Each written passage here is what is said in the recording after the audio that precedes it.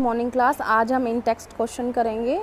तो इसमें सबसे पहले जो क्वेश्चन है वो है निम्न यौगिकों के आणविक द्रव्यमान का परिकलन कीजिए।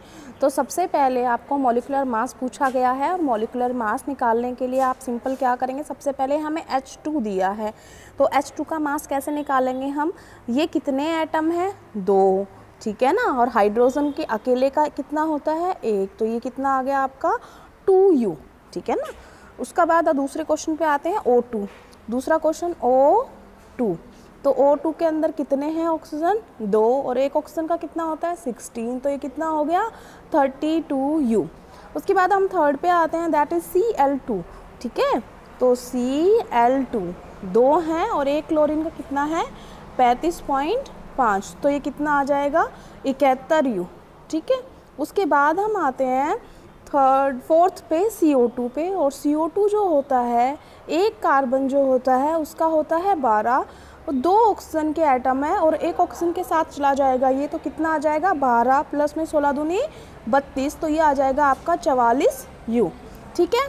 उसके बाद हमारा अगला क्वेश्चन जो है वो है CH4। तो CH4 एक कार्बन के लिए कितना होता है 12, यहाँ पे कितने हाइड्रोजन है 4, एक हाइड्रोजन का कितना होता है 1, तो ये कितना आ गया 16U।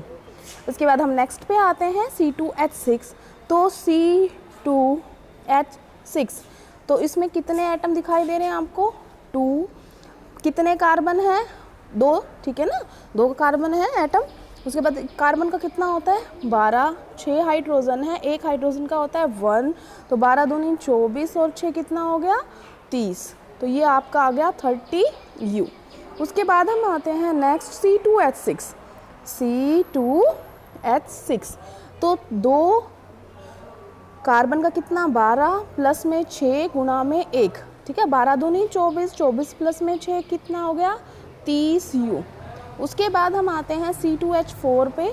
तो C2H4, तो उसके लिए हम क्या करेंगे, 2 आपको एटम दिखाई दे रहे हैं, कार्बन 12 है, 4 हाइड्रोजन और एक उसका मास होता है, तो 12 दूनी 24 और 24 और 4 कितना हो गया 28U। उसके बाद हम आ रहे हैं NH3। तो NH3 नाइट्रोजन जो होता है बेटा उसका 14 होता है, और ये 3 और ये 1, ठीक है ना। तो 14 प्लस में ये हो गया 3, ये आ गया आपका 17U।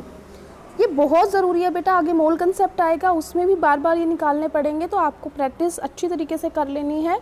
अगला है हमारा मीथेनॉल, जिसका फॉर्मूला होता है CH3OH।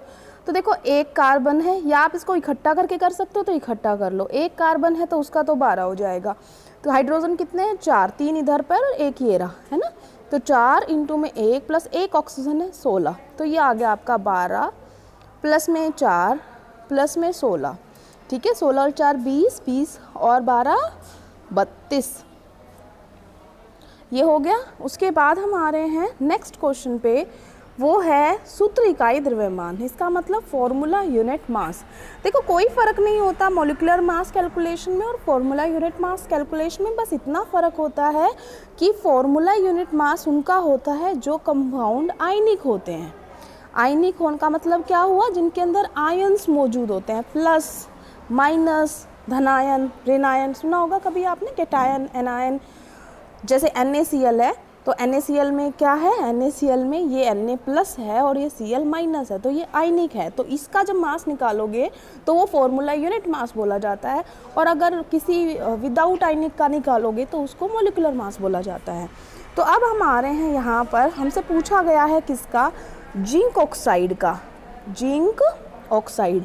अब देखो जिंक का ज़्यादा होता है द्रव्यमान आगे तक का, तो 20 तक को आप याद रखना है, 20 से ज़्यादा अगर आएगा तो आपको प्रोवाइड किया जाएगा। तो जिंक का कितना होता है 65, ऑक्सीजन का कितना होता है 16, तो आप कर सकते हो जोड़ इसका, ठीक है। तो ये आ गया आपका 81U, ये 81 है बेटा।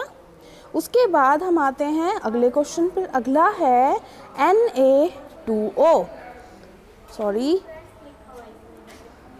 Na2O। तो ये देखो आप, यहाँ पर सोडियम कितने हैं 2 में कितना कर देंगे हम गुणा 23, प्लस में कितनी ऑक्सीजन 1, तो या 1 गुणा में 16। अब ये कितना हो गया 3 दूनी 6 और 2 दूनी 4, और ये तो आप इनको जोड़ दो हमने जोड़ दिया है और ये आ जाएगा हमारा 62 यूनिट। एटॉमिक मास यूनिट होती है ना ये, ऐसे ही। तो उसके बाद हमारा नेक्स्ट क्वेश्चन है Na2O हो कर लिया हमने, K2CO3 करना है पता। तो K2CO3 कितने एटम हैं? 2। एक पोटेशियम का कितना होता है? 39। एक कार्बन है उसका कितना है? 12। 3 ऑक्सीजन है उनका कितना है? 16। तो ये कितना हो जाएगा? 78। ये कितना हो जाएगा? 12। ये कितना हो जाएगा? 48। आप इनको जोड़ दो, बस सिंपल है। 48 और 12 कितने हो जाएंगे? 60 और 60 और ये आ जाएगा ऑलमोस्ट 138 यूनिट, 138 यूनिट। तो हमने सारे क्वेश्चन कर लिए हैं। इन क्वेश्चंस को मैं आपके भेज दूंगी ग्रुप में, वहाँ से लिख लेना। और वीडियोस के अंदर जो होमवर्क भेजती हूँ वो आप ज़रूर करें। Thank you class.